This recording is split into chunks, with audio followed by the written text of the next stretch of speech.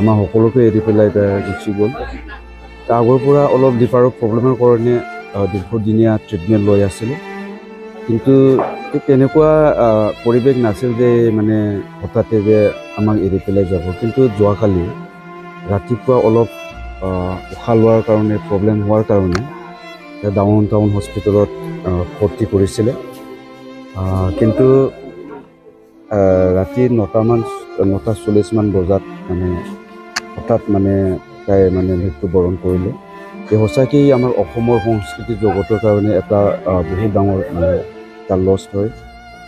যিয়ে নহওক মই তেতিয়া আশা কৰোঁ যাতে কেতিয়া স্বৰ্গত মানে ভালদৰে থাকিব পাৰে। পেলাও বসুমতাৰী আমাৰ বড়ো সাংস্কৃতিক জগতৰ ক'ব গ'লে তাৰমানে আমাৰে এজন গুৰু নিচিনা আছিলে। কাৰণ আমি যেতিয়া ফিলা মেণ্ডেলা দাবলা আমাৰ যেতিয়া হাইনামুলি চিৰিজ আছিলে, হাইনামুলি চিৰিজৰ ফাৰ্ষ্ট পাৰ্ট তেখেতে মানে ডাইৰেকশ্যন দিছিলে। তেখেতৰ পৰা আমি বহুত শিকিবলৈ পাইছিলোঁ। যিয়ে নহওক তেখেতে যে আজি মৃত্যুবৰণ কৰিলে, এয়া আমাৰ কাৰণে দুৰ্ভাগ্যজনক।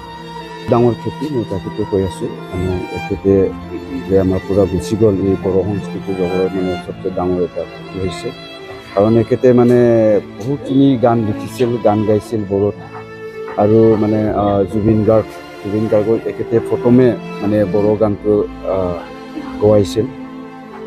তো এখেতৰ যিটো contribution in the culture of Bodo, তাৰমানে মুখেদি কৈ পেলাই আমি শেষ কৰিব নোৱাৰোঁ।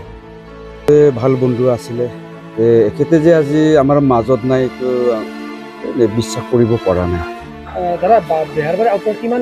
বেহৰবাৰী আউটপোষ্টতে মোৰ মনত থকা হিচাপে প্ৰথমৰ পৰাই মানে আছিলে। তো বেহৰবাৰী আউটপোষ্ট আজিলৈকে যিমানখিনি বছৰ হয় সেইখিনিলৈকে এখেতে মানে এক্টিং কৰি আছিলে।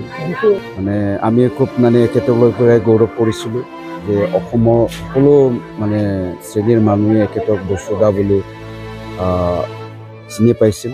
তো এখেতৰ লগতে আমাৰ বড়োসকলে এটা গৌৰৱ কৰিবলৈ মানে স্কোপ পাইছিল।